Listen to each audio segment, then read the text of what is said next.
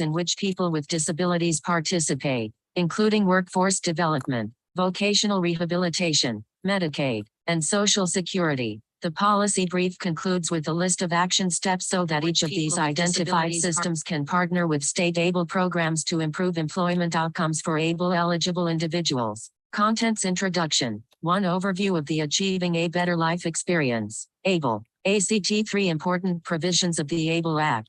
3. Characteristics of ABLE accounts. 3. Tax advantages. 3. Exclusion from countable assets. 4. Formation of ABLE accounts. ABLE Act and the states. 5. Eligibility for ABLE accounts. 5. Eligible individual. 5.1. Achieving a Better Life Experience Act of 2014. Pub. L. Number 113-295, 2014. The LED Center is led by Social Policy Research Associates and National Disability Institute. It is fully funded as the WIOA Policy Development Center by the Office of Disability Employment Policy, U.S. Department of Labor. Contract number 1605 DC 19 F00341. The ABLE Act and Employment. Maximizing the effectiveness of the Achieving a Better Life Experience. ABLE Act as a tool for increasing financial stability and employment outcomes of people with disabilities. What is the qualified disability expense? 6. Impact of ABLE accounts on eligibility for federal programs. 6. Contributions to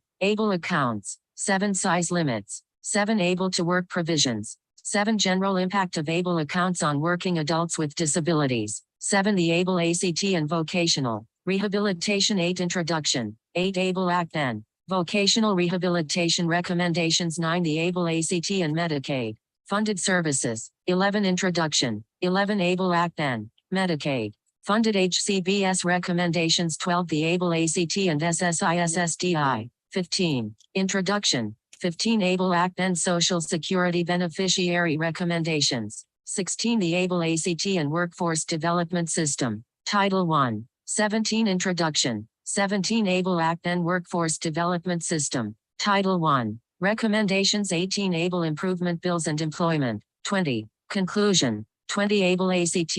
Opportunities to maximize competitive integrated employment outcomes. Grading resources. Action steps. 21.2. Overview of the Achieving a Better Life Experience. ABLE ACT. The Achieving a Better Life Experience ABLE Act, which was signed into law on December 19, 2014, is designed to improve the financial stability of persons with disabilities by authorizing tax-advantaged savings accounts, known as ABLE accounts, for youth and adults with disabilities. These accounts are similar in construction to college savings accounts. Both are included in Section 529 of the Internal Revenue Service Code. 2. Assets in ABLE accounts can be used to cover any qualified disability expense, or QDE. 3. Qualified disability expenses can include housing, transportation, support services, and any other expense reasonably related to disability. 4. As described in detail in this brief, funds in an ABLE account and distributions for qualified disability expenses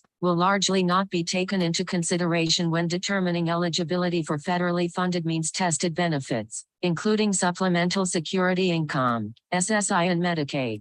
Financial insecurity and the inability to save money may act as a barrier to the goals of competitive integrated employment and community participation for people with disabilities. Individuals who rely on Medicaid home and community-based services, HCBS, to live and work in the community may lose access to these services if their countable assets exceed a certain limit. By excluding funds in an ABLE account from individuals' countable assets, the ABLE Act allows persons with disabilities, who may be receiving benefits that are associated with certain types of means testing, to save money for emergencies, pay for unexpected medical services not otherwise covered, save for long-term investments like education or retirement and, in general, enjoy economic security not previously afforded to them. The passage of the ABLE Act reflects our society's commitment to equal opportunity for all, including people with disabilities. Important provisions of the ABLE ACT. Characteristics of ABLE accounts. Tax advantages. ABLE accounts are tax advantaged when the money in the account is used to pay for qualified disability expenses, meaning anything related to enhancing the person's health, independence, and quality of life. 5. A person with a disability will not have to pay taxes on interest or capital gains on the money in the ABLE account as long as the money is used for QDEs. Since they do not incur these taxes on the saved funds, a person with a disability may get more utility out of the funds saved in ABLE accounts than with other money they receive. To National Disability Institute. The ABLE Act. ABLE National Resource Center, October 5, 2016, 3 p.m. https://www.adlenrc.org. What is ABLE? History of the ABLE Act. See Internal Revenue Service. 529 plans. Questions and answers. October 5, 2016. https www.irs.gov.uac/529. Plans, questions and answers. 3 Pub L 113-295 at Section 102, B, 1, A, codified at 26 U.S.C. Section 529A, E, 5, 4 I 5 Pub L 113-295 Section 102, B, 1, A, codified at 26 U.S.C. Section 529A, E, 5. Lead Center ABLE Policy Brief.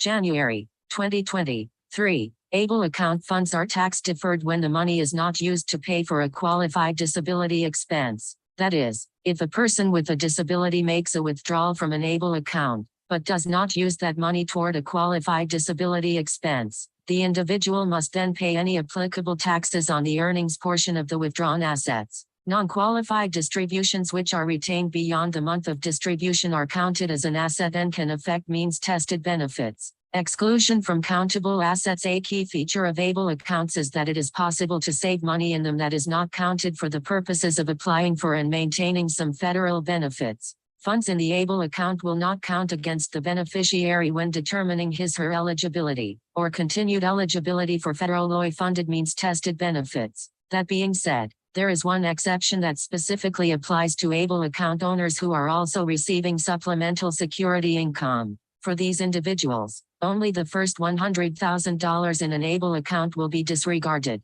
Once the funds in the ABLE account, either alone or combined with other assets, exceed this amount by the asset limit, the individual will forfeit their monthly cash benefit associated with SSI. The SSI cash benefit will resume once the account falls back below the asset limit after disregarding $100,000 in the ABLE account. It is important to understand that this rule only applies to the cash benefit related to SSI and has no negative effect on any other federally funded means-tested benefit, including Medicaid. Anyone can contribute into an individual's ABLE account, including the beneficiary themselves. As a result, the beneficiary could choose to deposit any portion of his/her paycheck into the ABLE account. The compensation contributed, as a result of employment, could be saved without having a detrimental effect on the person's eligibility for government benefits. It is important to note that the funds earned would still be counted as earned income, but not as a resource. 6 ABLE accounts have a yearly contribution limit of $15,000 per year. 7 Example 1.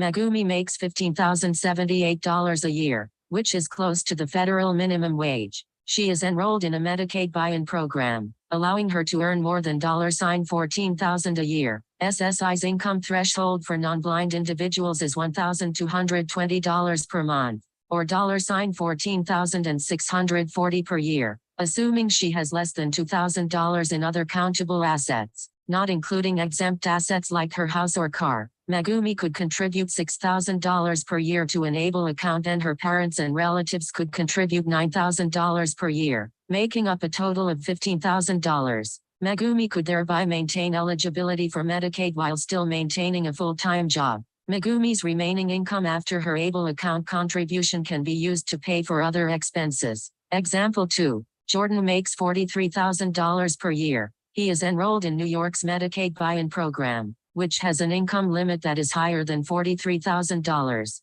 Jordan inherits $50,000 from a relative. Jordan would be able to open up an ABLE account and put $15,000 of his inheritance into 6. The beneficiary still may lose eligibility if they exceed the income cap that exists in some federal benefits programs. However, many states have Medicaid buy-in programs that allow people with disabilities to maintain eligibility for Medicaid while exceeding the income cap. 7 Pub. L 113-295, codified at 26 U.S.C. Section 529A, B. 2, B4, his ABLE account, but this would still leave him with $35,000, which is higher than the $20,000 countable asset limit for the Medicaid buy-in program. Jordan will become ineligible for the buy-in program unless he either spends down an additional portion of his inheritance or explores other financial planning options, such as a special needs trust, SNT. In other words, contributing to his ABLE account enables Jordan to maintain resources that do not impact his eligibility for the buy-in program.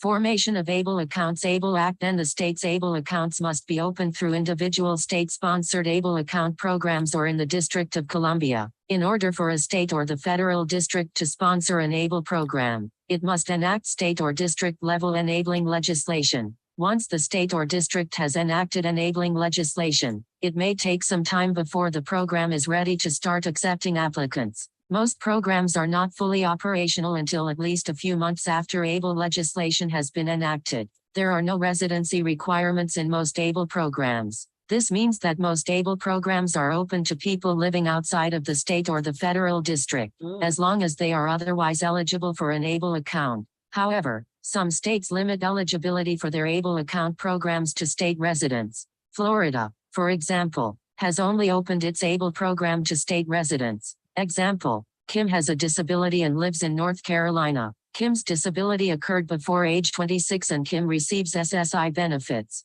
Kim wants to apply to Ohio's ABLE account program. Stable. Kim will be able to do so even though she lives in North Carolina. As of the writing of this brief, there are 42 states, plus the District of Columbia, currently running ABLE programs. 19 ABLE programs are open to residents only. Note, some states run 2 programs, one open to residents and the other open to non-residents. Eligibility for ABLE accounts. Eligible individual. A person can be an eligible individual under the ABLE Act in 2 situations. First, an individual is eligible for an ABLE account if, as a result of a disability with an age of onset before age 26, he or she was found eligible for supplemental security income or Social Security disability income, SSDI. Example 1. Rashad has Down syndrome and was previously found eligible for SSI last year. Rashad can become the beneficiary of an ABLE account. Second, a person is eligible for an ABLE account if he or she has a disability certification explaining that he or she is blind or has a medically determinable physical or mental impairment,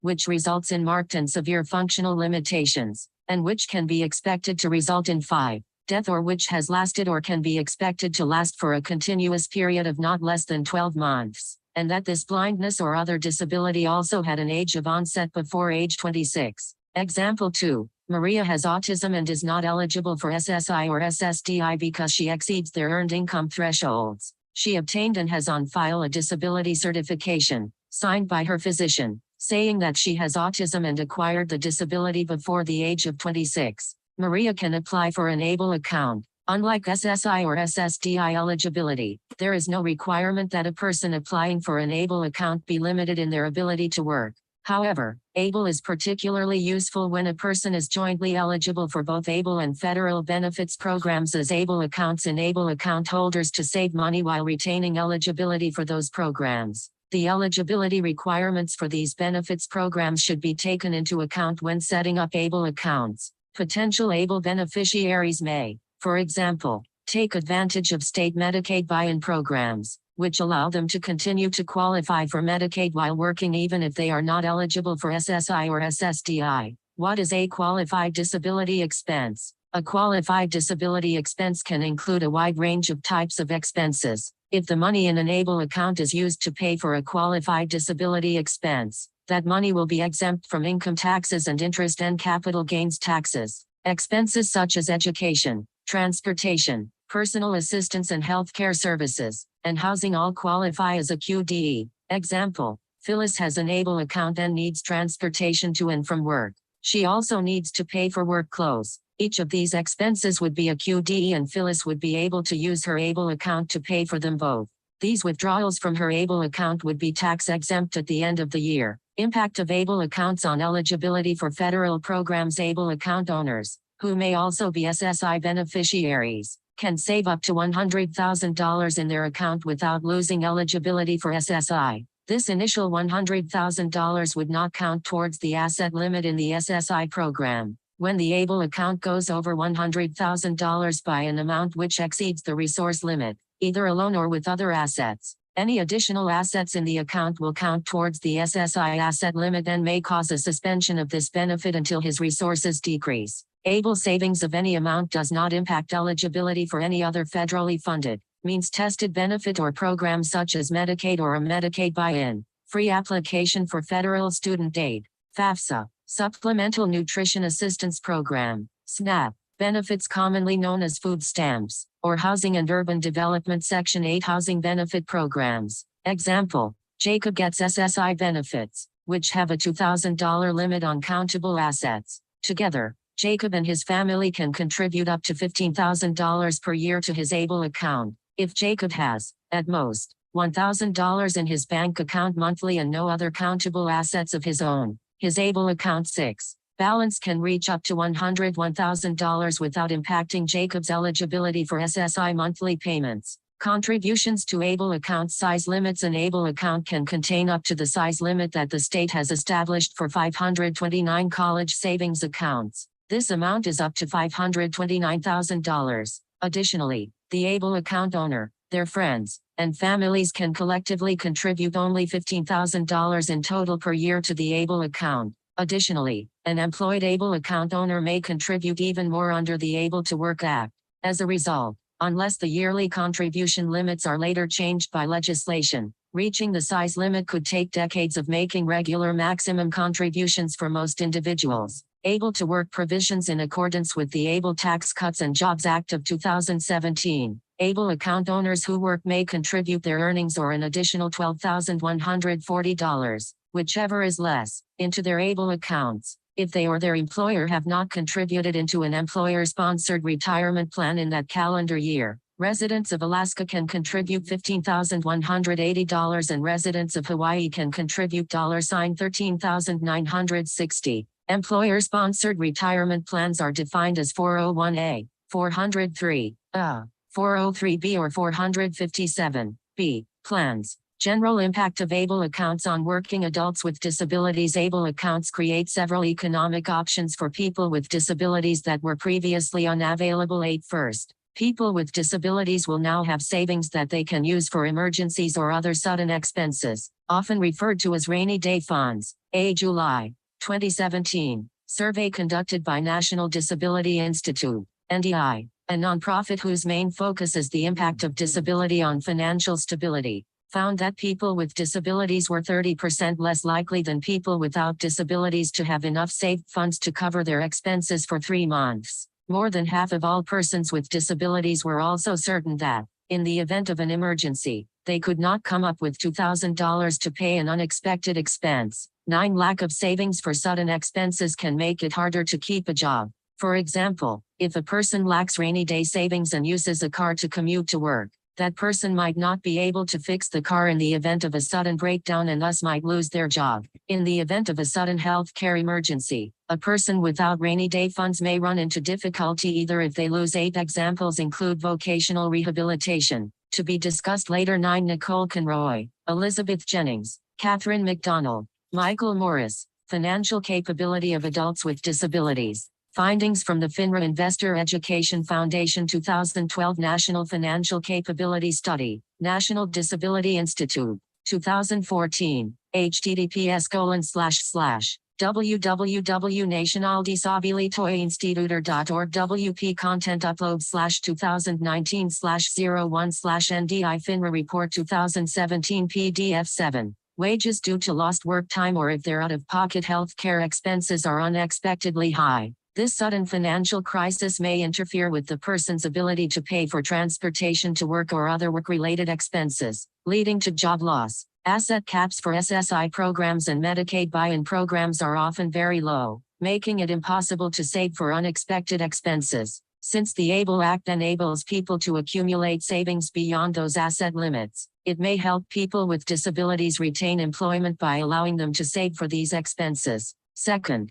people with disabilities may be able to use this money to save for retirement, housing, college, or long-term health care expenses. Many working people with disabilities either lack the savings required to invest in these areas or invest less in them than people without disabilities. Disability-related expenses under ABLE may include college tuition, housing, Medical care, or long-term care. 10-3. People with disabilities can use ABLE accounts to ensure greater financial stability. People with disabilities are much more likely to receive most of their income from federal benefits programs and to be dependent on only a single source of income. 11. While ABLE accounts could not plausibly be used as another full-time source of income, their existence may act as a buffer in case benefits are interrupted, or as an additional source of funds for disability-related monthly expenses not covered by their benefits. Finally, people with disabilities may be able to use ABLE accounts for out-of-pocket medical expenses. People with disabilities often have a greater number of medical expenses, and a greater number of unpaid medical bills, than people without disabilities. 12. A person's health and ability to function in a workplace environment are deeply interrelated. ABLE account savings could be used to cover copays or other extra expenditures not covered by the person's health insurance plan. Consistent access to medical care may help a person avoid absences from work, health-related financial emergencies, and other health-related barriers to employment. The ABLE ACT and Vocational Rehabilitation Introduction Vocational Rehabilitation Services, VR services, are authorized under the Rehabilitation Act of 1973.13 under the Rehabilitation Act.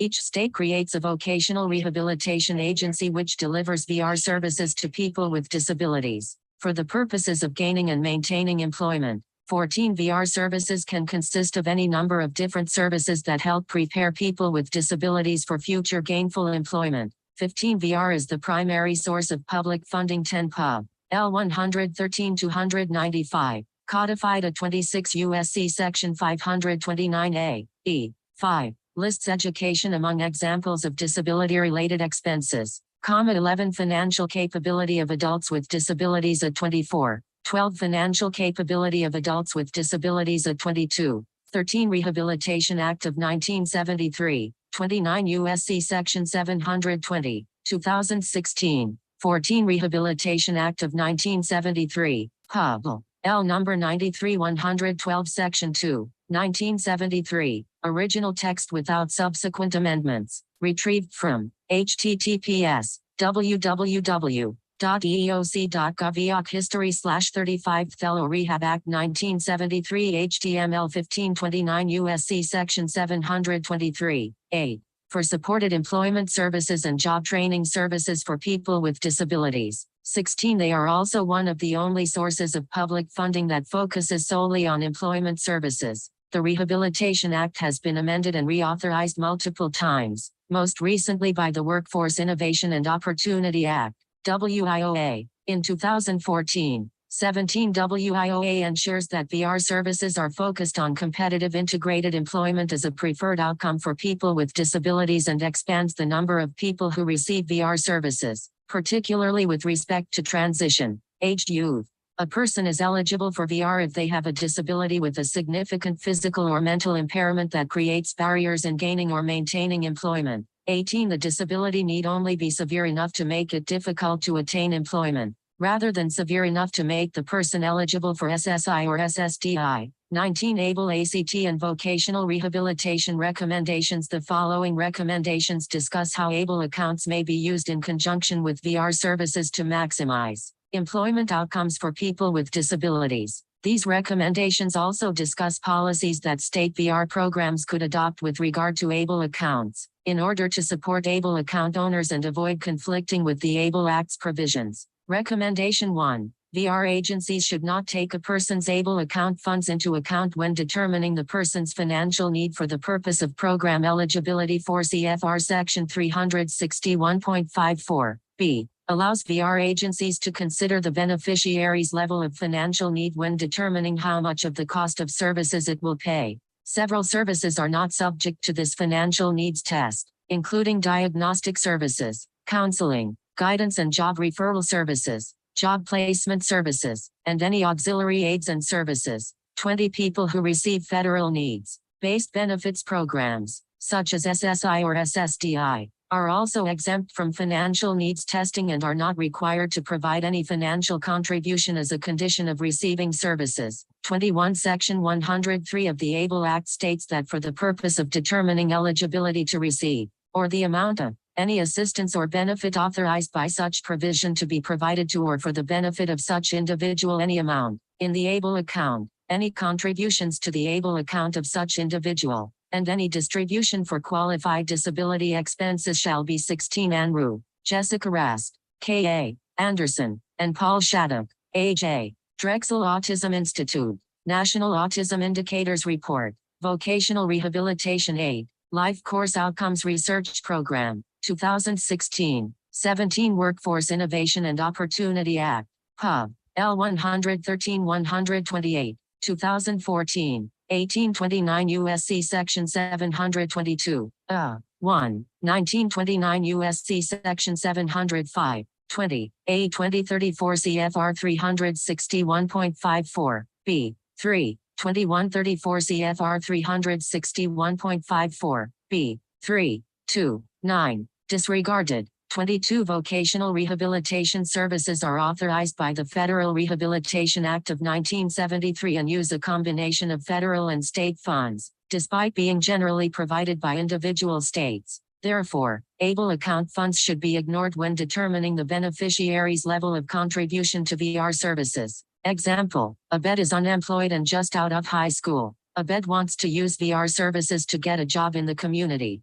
Abed has $80,000 in savings in his ABLE account and no other significant assets. VR counselor should disregard Abed's ABLE account and determine that he will not contribute anything to the cost of services. Abed is able to use VR services to pay for the support he needs at his job and thus successfully gains employment. Recommendation 2. State VR programs should consider providing assistance in linking people to assistance with setting up ABLE accounts as one of the services they offer to VR participants. ABLE accounts may be difficult to set up for some people with disabilities. Choosing an ABLE program to enroll in involves weighing a number of different financial considerations. The National Disability Institute webinar, Becoming ABLE Ready, Choosing the Right Program for You, outlines several considerations a potential beneficiary must take into account, including proof of disability documentation, whether the account has maintenance fees, investment concerns, and sometimes state residency. 23 Since ABLE accounts can increase the financial stability and employability of an ABLE account owner, VR program counselors should consider providing information to beneficiaries who want to set up ABLE accounts that links them to people who can assist them in setting up an account. Providing assistance with the financial decision-making process involved in ABLE enrollment may also improve the beneficiary's financial literacy and general financial independence. Because ABLE accounts can help people with disabilities build savings while maintaining benefits, assistance setting up ABLE accounts may also form an important component of benefits planning. Example, Tana wants to apply for an ABLE account so that she can build up savings that will help her maintain her job and achieve relative financial stability. Tana is having some trouble understanding how to set up an ABLE account and evaluating different ABLE account options. Tana's VR counselor referred her to a benefits counselor and other people who were trained in how ABLE accounts work, who assist Tana with setting up an ABLE account. Tana obtains an ABLE account and decides to use it to pay for needed services not covered by VR.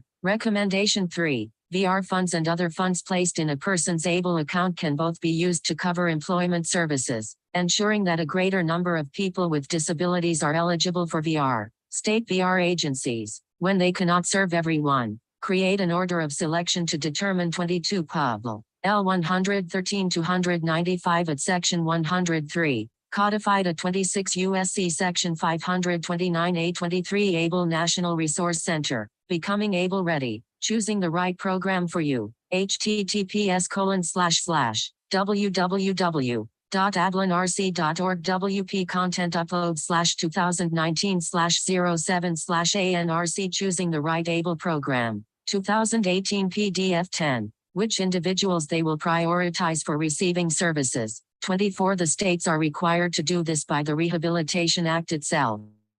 As all beneficiaries served must be provided with all services they need to gain and maintain employment. 25 The states are also required to prioritize the individuals with the most significant employment needs, and must serve them first. 26 For example, Ohio's vocational rehabilitation system has an order of selection system, which is similar to the order of selection in most states, that prioritizes individuals by putting them into 3 categories of priority.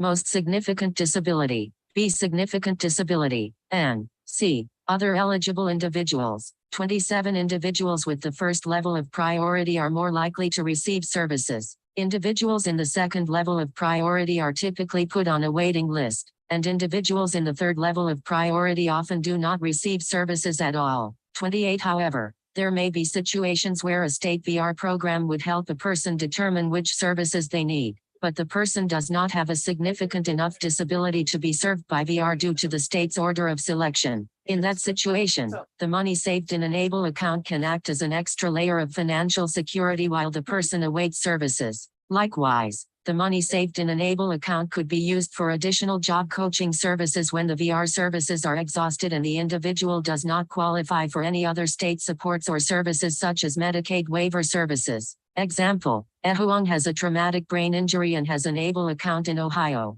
Ehuang is not enrolled in any of the Medicaid-funded waiver or demonstration programs in her state, which normally provide long-term employment services. She wants to receive employment services and work in the community. Ehuang meets with the VR counselor and the VR counselor determines that Ehuang falls into the significant disability level of priority, and places her on the VR waiting list. While she is on the VR waiting list, Ehuang can use her ABLE account to pay for some of the services related to her vocational goals. Once she gets off the waiting list, Ehuang can use the ABLE account as an extra layer of financial security. She may use her ABLE account to ensure the continuity of her services in case her benefits through VR are limited or temporarily suspended. The ABLE ACT and Medicaid-funded services introduction. Medicaid pays for many disability-related support services, including supported employment services. 29. The Centers for Medicare and Medicaid Services, CMS, also oversees Medicaid by 24. Ronald M. Hager, Cornell University, Policy and Practice Brief Number 23, Order of Selection for Vocational Rehabilitation Services, an option for state VR agencies who cannot serve all eligible individuals. 3. 4. 2004, 2529 U.S.C. Section 701, B. 1. 26 234 CFR Section 361.36, 3. 27 Ohio Admin, Code 3304-265, 2013, Ohio Rehabilitative Services Commission, Order of Selection Overview, retrieved from https://www.ohioslha.org. Professional Resources, 28 I-29C National Council on Disability, Medicaid Managed Care for People with Disabilities 23, 2013, available at http://www.ncd.gov. Media Repository /20 Ka 8222 42 D645 of 59 E85 6 PD 57788 D726 PDF 11, in programs, which are designed to support people who are working so that they can retain the support services they need from Medicaid. 30. The ABLE Act is designed to supplement, rather than supplant, benefits and services provided from other sources. Therefore, it can cover gaps in services and supports and, for some people, enable them to maintain Medicaid coverage while possibly saving for future expenses. ABLE ACT and Medicaid-funded HCBS recommendations. The following recommendations discuss how ABLE accounts may be used in conjunction with Medicaid-funded HCBS services to maximize employment outcomes for people with disabilities who receive those services. Recommendation 1. Beneficiaries should consider using ABLE accounts to pay for Medicaid buy-in program premiums, rather than limiting their earned income to stay below Medicaid's income limits, so that they continue to be eligible for their Medicaid-funded supported employment services while steadily improving their financial status. 42 states participate in the Medicaid buy-in program, and an additional 4 provide similar services through Section 1115 demonstration programs.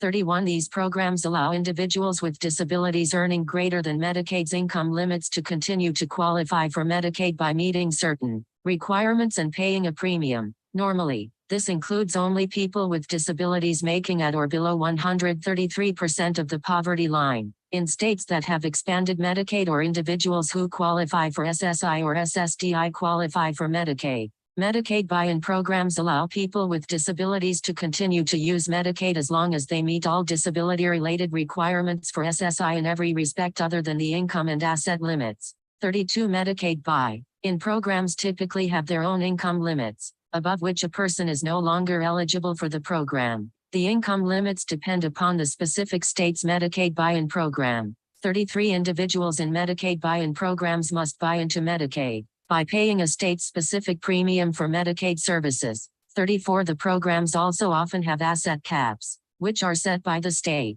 35 Able account holders intending to transition into competitive integrated employment can use 30 Center for Medicare and Medicaid Services, Medicaid Employment Initiatives, at https://www.medicaid.gov Medicaid LTSS Employment Index HTML, last accessed October 14, 2016. 31 Center for Medicare and Medicaid Services, Medicaid Employment Initiatives, retrieved from https://www.medicaid.gov Medicaid LTSS Employment Index HTML, last accessed October 21, 2016. 32 I-33 Henry J. Kaiser Family Foundation, Medicaid Eligibility through Buy-in Programs for Working People with Disabilities, retrieved from https://www.kff.org Other State Indicator Medicaid Eligibility through Buy-in Programs for Working People with Disabilities, last accessed December 1,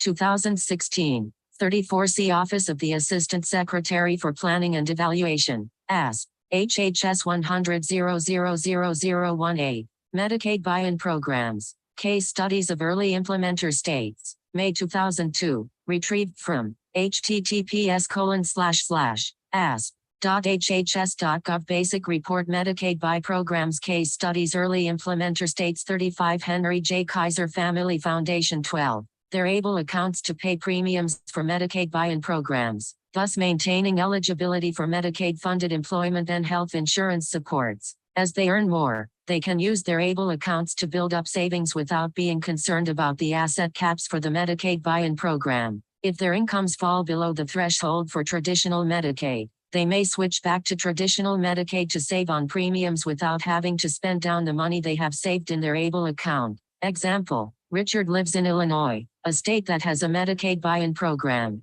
In Illinois, a person is eligible for the Medicaid buy-in program as long as they continue to meet the SSI definition of disability, make under $3,433 in earned income per month, and have under $25,000 in non-exempt assets. 36 Richard makes $40,000 a year, which is less than $3,433 in earned income per month. He has less than $25,000 in non-exempt assets, including his bank account but not including his car and house. This means that he can stay on Medicaid, which pays for the personal assistance and employment support services that he needs to keep his job. However, he must pay a premium to continue receiving his Medicaid-funded employment services. Richard can pay this premium using the money saved in his ABLE account. He can also use his ABLE account to save money beyond the $25,000 limit. This allows Richard to save for a down payment on a house, to pay tuition for a graduate program that will improve his job prospects, or to save for retirement. Recommendation 2. Medicaid case managers should provide assistance in linking people to support for setting up ABLE accounts. ABLE account savings contribute to successful employment outcomes and may reduce reliance on public benefits. Since ABLE accounts can increase financial stability, they have the potential to improve employment, community living, and health outcomes. Moreover, because they allow people with disabilities to save money while maintaining eligibility for Medicaid, they may reduce reliance on income support programs such as SSI. Medicaid case managers should consider connecting or referring people they support to services that could provide assistance in establishing an ABLE account. ABLE accounts may be part of a comprehensive person-centered plan for employment and can be supported by benefits counselors. Example 1. Jacqueline wants to apply for an ABLE account so that she can build up savings that will help her maintain her job and achieve relative financial stability. Jacqueline is having some trouble understanding how to set up an ABLE account. Jacqueline's Medicaid case manager refers her to a benefits counselor, who assists her in setting one up. Jacqueline is able to use her ABLE account to pay for expenses not otherwise covered by Medicaid. Jacqueline and her benefits counselor both use the website www.adlinrc.org. To learn more about ABLE accounts and compare costs and features of current ABLE programs to help make an informed choice about which state ABLE program to choose, 36 Illinois Department of Healthcare and Family Services. Health benefits for workers with disabilities. Eligibility. Retrieved from https://www.illinois.gov HFS Medical Programs HBWD Pages. Eligibility asks. Last accessed December 1, 2016. Exempt assets are assets that are not counted for the purposes of Medicaid eligibility. This may include the house in which the person lives or the vehicle the person drives to work. 13. Example 2. Juan enjoys the part-time job that he obtained using Medicaid-funded supported employment services. Because getting reliable and flexible transportation to the job is difficult, he wants to save up to buy a used car. However, he is worried about losing eligibility for Medicaid benefits if he saves up too much money. His case manager suggests opening an ABLE account and explains how they work. With his case manager's support, Juan gets assistance to set up the ABLE account. Juan's family members can also contribute to his ABLE account, which adds to the amount of money that he can save. Juan's family members' contributions are not counted as income for the purposes of his Medicaid eligibility. He is able to save up for a car without worrying about losing his supported employment services. With better transportation, he is able to increase the number of hours he works per week, leading to a significant increase in earned income. Recommendation 3. People who benefit from Medicaid-funded HCBS can use ABLE accounts as emergency bridge funding for employment services. Medicaid waiver programs are required, under Olmstead and applicable HCBS setting regulations, to maximize individuals' access to competitive integrated employment. As a result, it is not anticipated that HCBS beneficiaries would routinely need to pay out of pocket for employment support services. Nevertheless, ABLE account funds can help pay for employment supports in emergency situations or when the beneficiary finds that Medicaid and other sources of funding are not sufficient to cover the full range of services. For example, a Medicaid beneficiary may use an ABLE account to pay for a taxi on a day when Medicaid-funded transportation services are not available, but on which the individual still needs to travel to work. Medicaid beneficiaries may also use ABLE accounts to pay for work-related expenses that are not reimbursable through Medicaid, such as the cost of work-appropriate attire. Example 1. George is eligible for Medicaid-funded supported employment services. George works as a filing clerk for ABC Corporation. George, when creating his person-centered individual service plan, ISP with his case manager and others who are part of his circle of support, realizes that although he has the skills and an interest in doing filing work, he has trouble understanding workplace etiquette and meeting other workplace expectations. George requests job coaching, a personal assistant, and a customized employment arrangement with ABC Corporation. George finds that Medicaid is able to pay for approximately 30 hours per week of the job coaching services and 30 hours per week of the personal assistant service. George also gets transportation services. George is happy with his services, but still needs to pay for the dry cleaning for his work clothes, which is not covered by Medicaid. George pays for his dry cleaning using the funds in his ABLE account. Example 2. In this example, George also receives Medicaid-funded transportation to and from work. One day, George's transportation provider does not show up. If George is late, he will be fired. George uses the funds in his ABLE account to order a cab. George seeks reimbursement for the cab ride later. This is a great way to use ABLE accounts to address unexpected gaps in coverage. 14. The ABLE ACT and SSI introduction. Individuals with disabilities who receive one of the Social Security Administration's SSA, disability-based benefits, SSI, supplemental security income or SSDI, Social Security disability insurance, must have an onset of disability date prior to age 26 in order to be eligible to open an ABLE account. The Social Security Administration provides comprehensive policy guidance on the treatment of ABLE accounts to enable SSI and SSDI beneficiaries to determine the impact, if any, of ABLE accounts on cash and healthcare benefits. Both SSI and SSDI beneficiaries can deposit either unearned income or earned income into an ABLE account. When earned income is reported to Social Security, they routinely apply the work rules or work incentives to the earnings, which may affect the amount of income that is determined to be countable. Countable income, in turn, may affect the cash benefit that is payable to the beneficiary, which in turn impacts the amount that may be available to be deposited into the ABLE account. The work rules can be found in SSA's Red Book, A Guide to Work Incentives. The effect of the application of the work incentives to earned income is different for each benefit. ABLE account holders who receive SSI and work may incrementally lose some or all of their Social Security cash benefits due to their earnings. After certain deductions are applied, an SSI beneficiary loses $1 for every $2 earned. It is important to note that the end result is a higher total income for an SSI recipient who works. The effects of earned income on SSDI benefits, however, is quite different. After a 9-month trial work period, earnings are subject to countable income rules which may or may not allow a cash benefit to be paid depending upon the level of countable earnings.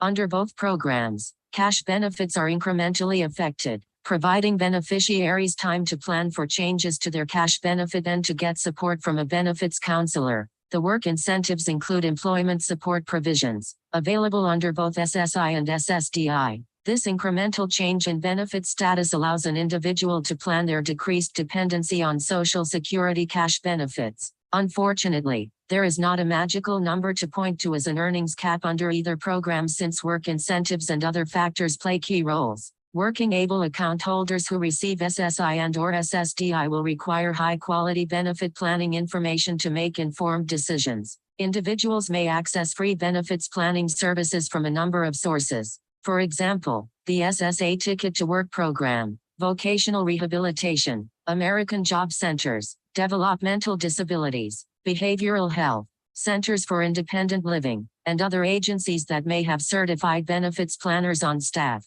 If an employment and/or return to work effort is so successful that it results in a termination of benefit status for an SSI or SSDI beneficiary, Social Security provides the safety net of expedited reinstatement of benefits for eligible individuals who need to quickly regain their cash and/or health benefits if they are unable to consistently work at the higher level of earnings. There are also a number of other safety nets, including ways a beneficiary can maintain their 15 Medicaid and/or Medicare coverage, even if they are no longer eligible for Social Security cash benefits. The Social Security work incentives provide special provisions, which include an extended period of Medicare coverage, EPMC, a Medicare buy-in provision for continued Medicare after the EPMC expires, the purchase of Medicare for persons with disabilities who work, formerly called Medicare for Working Disabled directly through SSA after the EPMC expires, an extended period of eligibility, and 1619(b)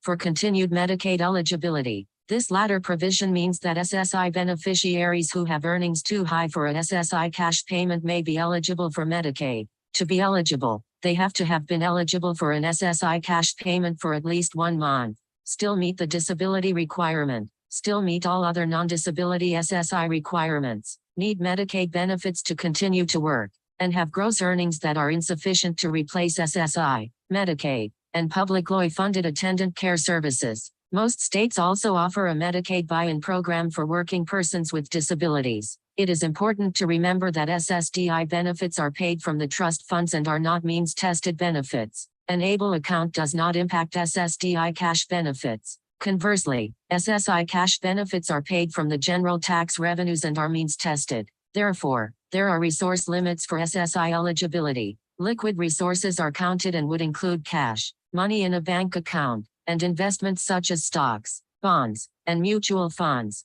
The total value of these resources count towards the $2,000 resource limit for an individual or $3,000 limit for an eligible SSI couple. Both parties receive SSI benefits. It is also important to note that assets, such as a primary residence or one vehicle, are different and are not countable assets. ABLE ACT and Social Security beneficiary recommendations. The following recommendations discuss how ABLE accounts may be used by people who are Social Security beneficiaries to maximize employment outcomes and improve financial stability. Recommendation 1. Individuals can place certain resources, including earnings or gifts from family members, into an ABLE account. The SSI beneficiary remains eligible for SSI. Social Security places rules on unearned income received by beneficiaries in the SSI program that may result in a reduction of monthly cash benefits in the month received.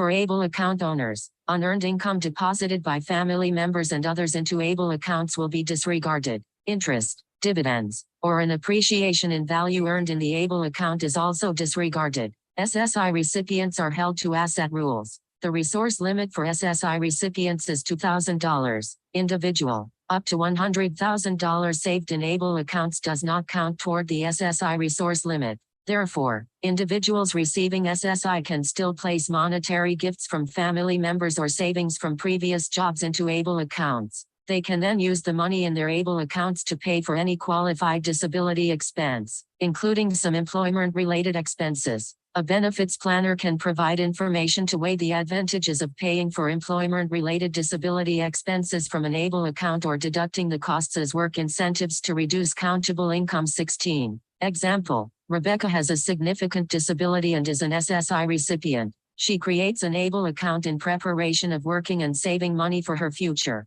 While she is collecting SSI, Rebecca's friends and family can contribute to Rebecca's ABLE account without a reduction in her monthly SSI cash benefit. Her ABLE account savings are not subject to SSI resource limits, and the accrued interest or earned dividends paid on her ABLE account savings does not count as unearned income. When Rebecca is ready to seek employment, her ABLE account can provide her with extra financial security and enable her to pay for work-related expenses due to her disability. When Rebecca begins working, she will weigh whether paying these expenses from her earnings is more advantageous, as they may decrease her countable income. If SSA considers them impairments-related work expenses, which may allow her to keep some or all of her SSI cash benefit. Recommendation 2. Beneficiaries may be able to utilize the SSI PASS, Plan for Achieving Self-Support, program in conjunction with ABLE account savings to maintain supported employment services. The PASS, Plan for Achieving Self-Support, program allows an SSI recipient to set aside any money other than their SSI to save for a work goal. The funds set aside are deducted from countable earnings or countable resources, allowing an individual to keep more of their monthly SSI cash benefit or to receive a monthly cash benefit.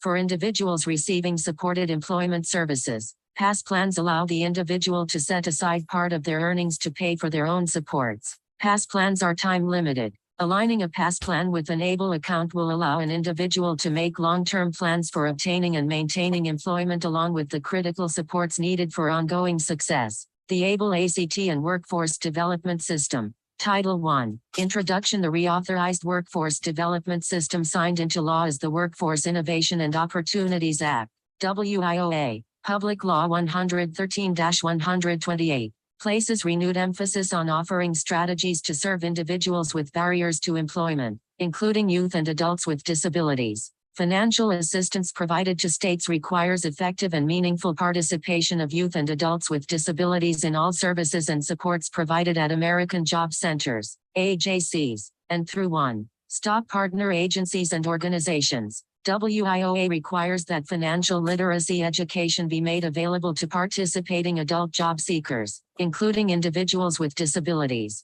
who need this knowledge and skill building, as specified in their plan for employment, to help meet their agreed-upon employment goals. Local implementation of WIOA youth activities must include financial literacy education as one of 14 specific services available to youth, helping participants gain the knowledge, skills, and confidence to make informed financial decisions that enable them to attain greater financial health and stability. Could include learning about eligibility for, the benefits of, and the selection of an appropriate ABLE program. 17. Financial literacy is defined in the rules to implement WIOA requirements by including 9 program elements. 29 U.S.C. Section 3164. 1. Support the ability of participants to create budgets, initiate checking and savings accounts at banks, and make informed financial decisions. 2. Capital S U P P O R T P A R T I C I P A N T S I N L E A R N I N G H, creditanda,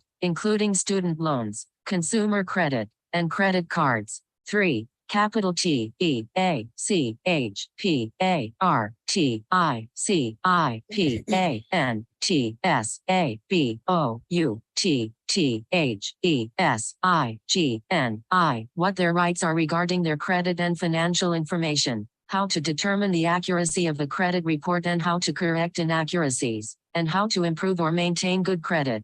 4. Support a participant's ability to understand, evaluate, and compare financial products and services, and opportunities to make informed financial decisions. 5. Capital E, D, U, C, A, T, E, P, A, R, T, I, C, I, P, A, N, T, S, A, B, O, U, T, I, D, E, N, T, I. Ways to protect themselves from identity theft, and how to resolve cases of identity theft and in other ways understand their rights and protections related to personal identity and financial data. 6. Capital S, U, P, P, O, R, T, A, C, T, I, V, I, T, I, E, S, T, H, A, T, A, D, T, R, E, S, S, T, H. Disabilities, including connecting them to benefits planning and work incentives counseling. 7. Support activities that address the particular financial literacy needs of non-English speakers, including providing support through the development and distribution of multilingual financial literacy and education materials.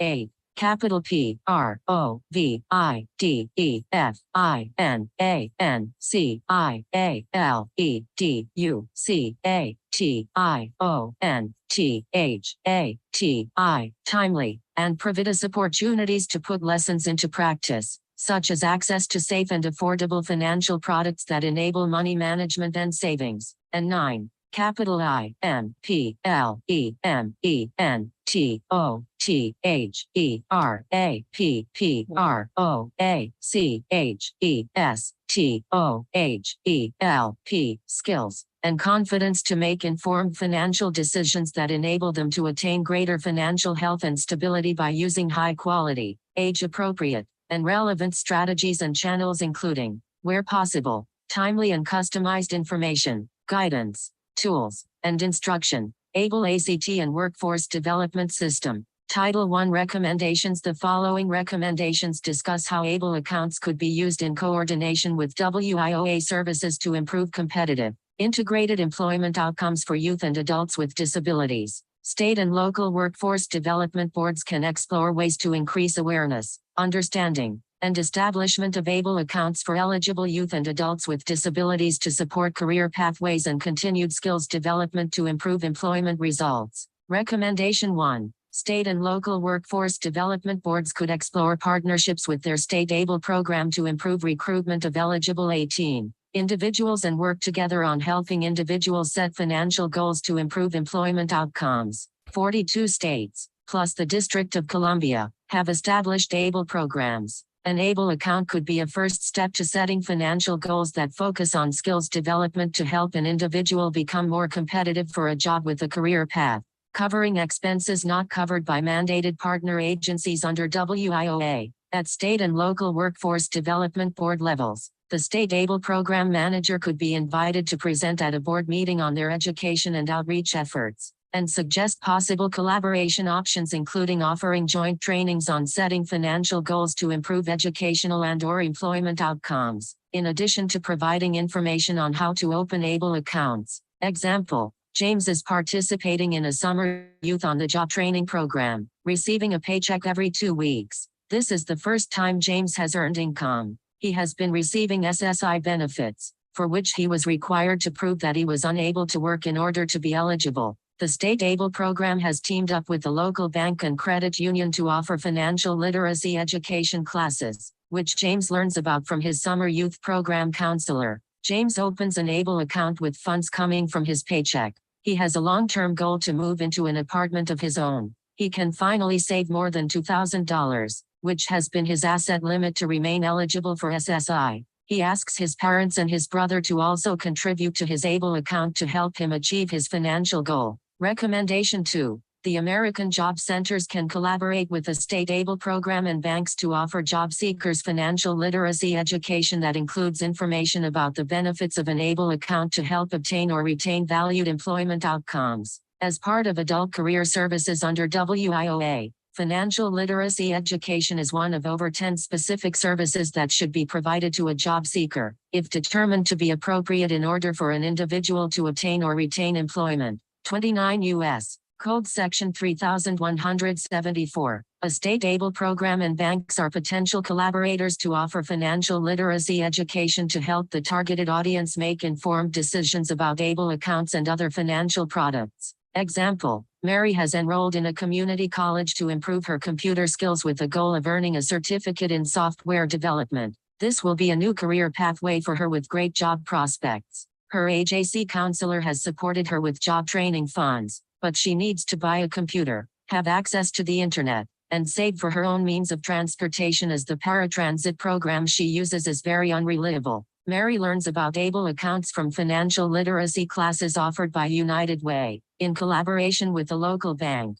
and in coordination with the AJC and the Mayor's Office on Consumer Affairs. Her financial counselor helps her determine that she is eligible to open an able account. Mary also gets support to select a state-able program and create a budget that will allow her to begin to save to meet identified financial needs. 19. She asks her brother and sister to commit to a monthly contribution to her able account and they agree to help. Mary creates a list of others who could also contribute. Able improvement bills and employment effective January 2018. There were several changes to able as a result of the Tax Cuts and Jobs Act of 2017. 1. Ability to roll over funds from a 529 college savings account into an able account. 2. Access to the savings contribution credit, savers credit, and 3. Additional allowable contributions by the beneficiary as a result of employment, previously known as the Able to Work Act.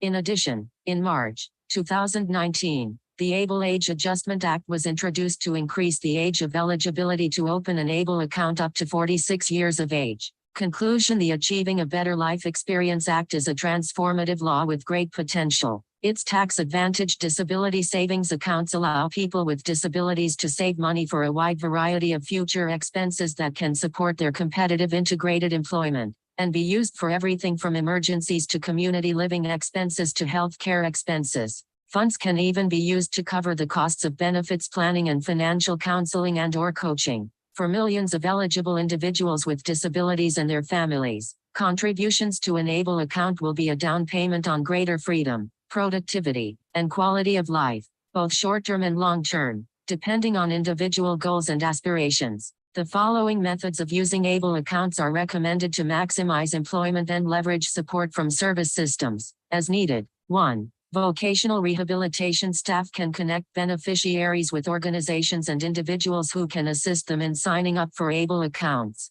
Beneficiaries of VR services can use the money in the able accounts to improve their general financial stability or to pay for work-related expenses not covered by VR. 2. Medicaid beneficiaries should consider using their able accounts to pay Medicaid buy-in program premiums if they are eligible for the Medicaid buy-in and live in a state that sponsors a Medicaid buy-in program. Able accounts can also be used to pay for employment-related services in emergency situations or situations where Medicaid does not currently cover an employment-related expense. Staff in Medicaid programs should connect beneficiaries with organizations and individuals who can assist them in setting up able accounts, as these savings accounts could improve employment, financial self-sufficiency, and health outcomes while reducing reliance on public benefits. 3. People receiving public benefits should seek out people who can provide them with benefits counseling and financial planning. Benefits counseling is available in most areas through 20. Community Work Incentives Coordinators, CWICs, and Work Incentives Planning and Assistance, WIPA, staff. Some of these staff are funded by the Social Security Administration. Others may be funded by vocational rehabilitation administrations or through SSA's Ticket to Work program. Since everyone's situation is different, it is important to meet with people who can advise beneficiaries on their options so that they can make informed choices. In addition to individual in-person benefits counseling, beneficiaries can also get information by phone at the Ticket to Work helpline, 1-866-968-7842, 866-833-2967. Left parenthesis TDY Monday through Friday from 8 a.m. 8 p.m. Eastern Standard Time, or online at https://www.choosework.net. FindHelp. 4. Youth and adults with disabilities who seek services from the Workforce Development System, through Title I of the Workforce Innovations and Opportunity Act, should seek financial literacy education programs and/or services, including support to understand, evaluate, compare, and make informed decisions about financial products, services, and opportunities. These decisions could include evaluating and determining the choice of which state-able program may best meet an individual's needs for support to achieve competitive, integrated employment goals and outcomes. Financial literacy education is one of 14 specific services available to targeted youth under WIOA, including youth with disabilities. Adults with disabilities also can ask for financial literacy education to help meet their employment goals under an individualized plan for employment as part of support services offered by American Job Centers. Achieving a better life experience. ABLE ACT.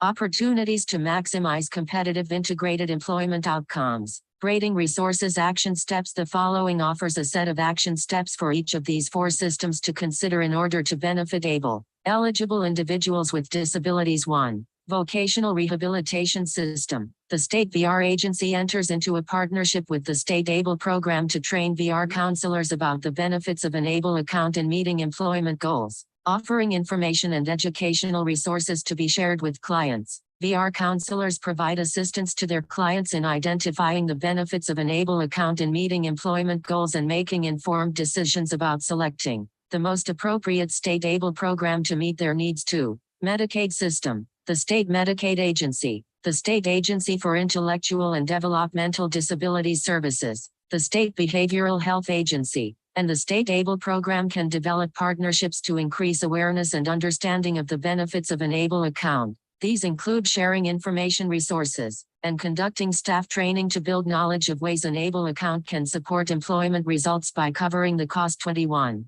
Of Medicaid buy-in premiums and other costs. Transportation, technology, not covered by public funding. The state Medicaid agency can help identify ABLE eligible individuals to receive information about ABLE accounts and learn more through virtual and in-person presentations by ABLE account owners describing how they are using their account to support employment and community participation goals. 3. Social Security beneficiaries. Social Security Community Work Incentive Coordinators receive information, resources, and training from their state ABLE program to become more informed about the benefits of an ABLE account to support employment goals of ABLE eligible Social Security beneficiaries. ABLE information resources and training are shared with all employment networks, ENDS and work incentive planning and assistance, WIPA, grantees in the state to share with SSI and/or SSDI beneficiaries, which can assist them in selecting a state ABLE program and set savings goals to improve employment outcomes. 4.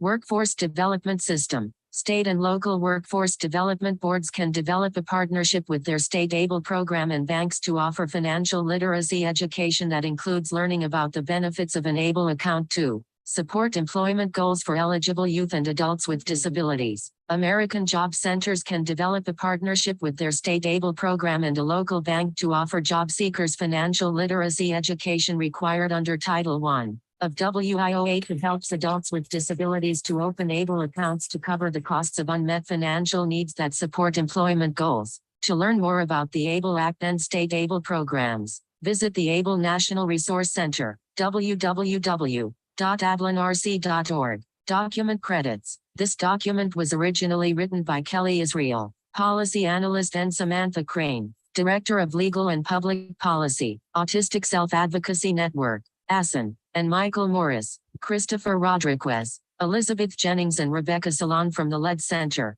The LED Center is a collaborative of disability, workforce, and economic empowerment organizations dedicated to improving employment and economic advancement outcomes for all people with disabilities. The LED Center is led by Social Policy Research Associates and National Disability Institute. It is fully funded as the WIOA Policy Development Center by the Office of Disability Employment Policy, U.S. Department of Labor, Contract Number 1605 DC, 19, F. 00341. The LED Center is known formally as the National Center on Leadership for the Employment and Economic Advancement of People with Disabilities, LED 22.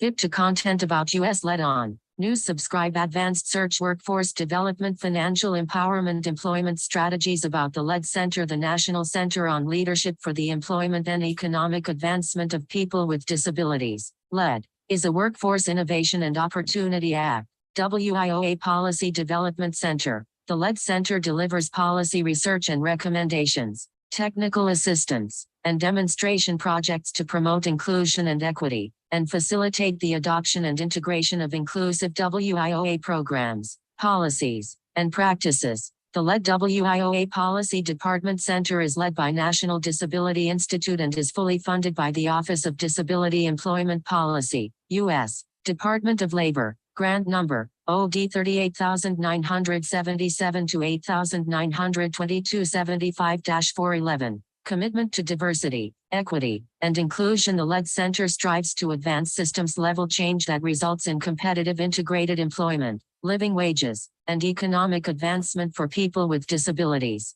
We value people of all identities in all their dimensions, including disability, age, language, race, color, culture, ethnicity, nationality, citizenship, immigration status, gender identity and expression, sexual orientation, religious and spiritual beliefs, political affiliation, veteran status, and socioeconomic status, recognizing that organizations and initiatives often reflect inequities in our society, and that all people come with implicit biases. The LED Center advances equity in our internal and external work by implementing non-discrimination practices, using and encouraging awareness of appropriate, inclusive, and welcoming language, and working to reduce physical, social, programmatic, and economic barriers. Also in this section, Staff Knowledge Translation Consortium. Connect with us, our partners. The LED Center is led by National Disability Institute and is fully funded by the Office of Disability Employment Policy, U.S.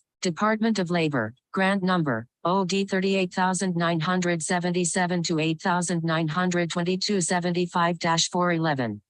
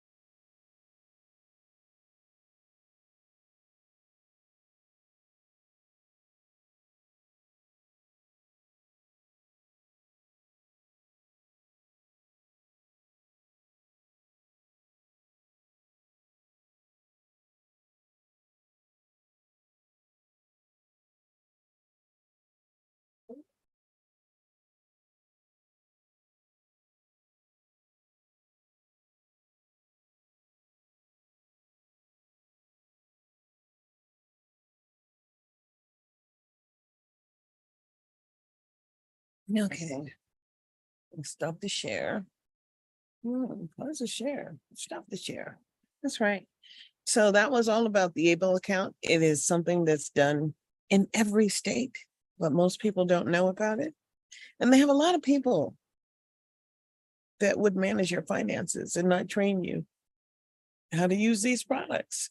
But when you go online now and you go to usa.gov, there are just a lot of things that are restricted. I'm saying, what the hell? Nobody really wants to hold anybody accountable. But it is our obligation to understand just where we're coming from. In America, will we ever be free? Well, that's up to you and me. Will you be heard? Or will you be forced to continue to listen to the lies? Was the murder of Philando Castile murder? Why did the officer go to the wrong side of the car? He didn't go to the driver's side for the broken tail light. Well, what about Ahmaud Arbery or Amir Locke or George Floyd? But when we go to talk about Michael Brown, there's just some wrong and right in America. Well, the word is e pluribus unum, out of many there's one, but out of one there may be none. But what are you willing to do in 2023, Mike? And follow me.